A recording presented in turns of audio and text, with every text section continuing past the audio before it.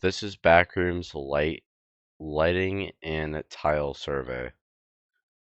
It was just uploaded about an hour ago, so and it was by Cam Pixels. So alright, we have the captions. Today is November 14th. It is a Tuesday. Alright.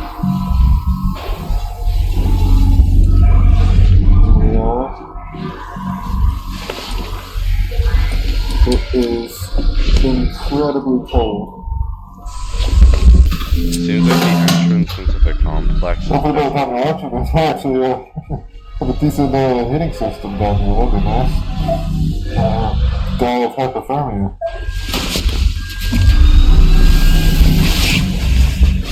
Alright, so async. Pulling some straps around the bin right there. Make sure to get the red one, right? Because the green one reads. Confirm.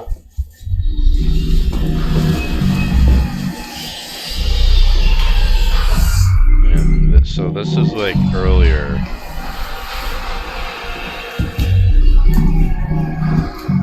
This is earlier in async, discovered the Backrooms, I'm assuming, because this could actually take place right after the other one.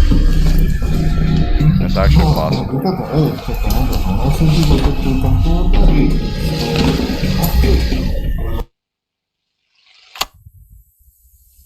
Oh, they're gonna check what's like in the tiles. Yeah, what were they gonna find? Is it just... Oh no, they actually found a system. Like this actual maintenance, like actual architecture. There's no insulation on top, and I'm seeing a bunch on the floor above. There's ventilation as well. You see that? You see the vents? Yeah, it goes around the box to the right. Yeah, some of it's insulated, I think. I don't know. I'm not. Thank God I have these captions. Oh, it looks no rust, I think. Huh. More than one floor, and I use that term loosely. We then attempted to cut power to the nearest fluorescent light fixture, a standard troffer. However, we were unable to isolate the power source, and the conduit remained live, despite the absence of any visible external power supply. The source of electrical current remains unknown at this time. Using an insulated toolkit, we carefully isolated the light fixture from its electrical conduit, extracted the troffer from the ceiling, and transported it back inside, back to standard for analysis.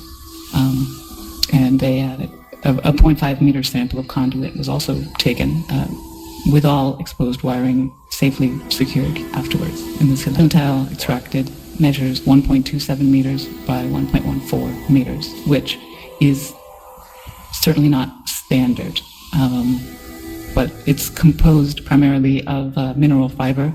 It seems normal in composition, has a fissured texture with mild tegular edges.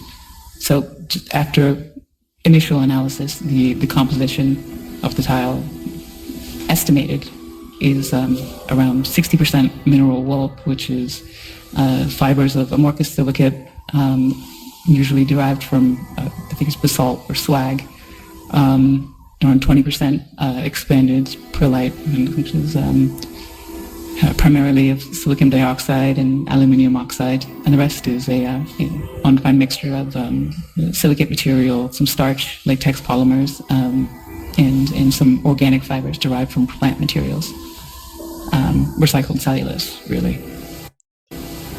But the light troffer housing is made of galvanized steel coated with a thin layer of zinc. Inside, the fluorescent bulbs are non-standard in proportion, most closely resembling T12 bulbs. So the four bulbs measure 1.2 meters in length with a diameter of 38.1 millimeters. I'll be a little disappointed. We're extrapolating here at 51, but that bulb and lasers and the rest contain the following components. Phosphor coating, the calcium halophosphate for converting ultraviolet light to visible light, mercury vapor in a small quantity which facilitates the ultraviolet light emission, argon gas, and again this is all standard for these fluorescent bulbs. That's an inert gas that assists with regulating the current and really starting the bulbs. And they are connected via a G13 base, which is a standard 2-pin base with 13-volt connection. So the wiring connected to the fixture still, is like, PVC insulated copper, I which can't do appears this shit. standard again. I definitely the couldn't. prismatic diffuser over the bulbs is made of polymethyl methacrylate, which is again commonly used for its light diffusion properties. I mean, it's what we have in the building here, very standard. But we also inspected the ballast, which is of the electromagnetic type. There's some variation in how they're being manufactured now. This one contains a laminated steel core and copper windings designed to operate at 60 hertz. So the ballast emits a prominent 120 hertz hum. This seems to be the case for the majority, if not all, of the lights in the complex that we've assessed thus far, mostly just through simple curing. But this is due to magnetostriction and core vibration. But the noise may be exacerbated by loose lamination plates or degradation of the insulating potting material over time. So it's definitely an indication that this has been running for a little bit. I mean, despite its age, the ballast is functional. Its large proportions suggest it was built for a non-standard space, not something you find in the majority of offices or most commercial spaces, though that's not something I'm too familiar with, truthfully. Now, we did find, so material compositions all seem expected, or we don't know what to expect here. They seem, everything we've looked at so far, again, this is rudimentary early testing, but everything seems pretty congruent with what you might expect from one of the troffer lights you could pull out of the ceiling in this building right here. So nothing too strange, but that maybe makes things even stranger. Because we look at these lights and let's see. So several labels were marked on various components of the. My question is, does it have a manufacturing date on the electrical components? Because if that is, it probably wouldn't mean anything, but I don't know. The fact that they didn't mention it is there probably wasn't. Because usually on most electrical components, they usually have the company or manufacturer printed on it. Most of the time, but the like, troffer. I don't know, Backrooms code.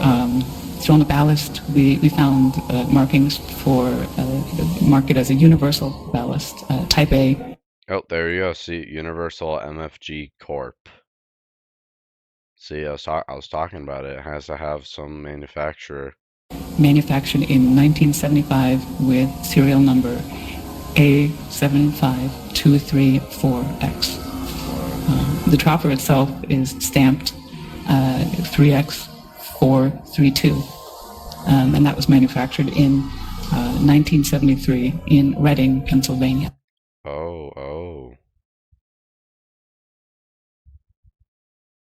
Really? Interesting. And it is. So yeah, it does have a manufacturer date and like date, location, everything. UL listed. Pennsylvania. And the bulbs were manufactured by Sylvania. And they're marked F40SW.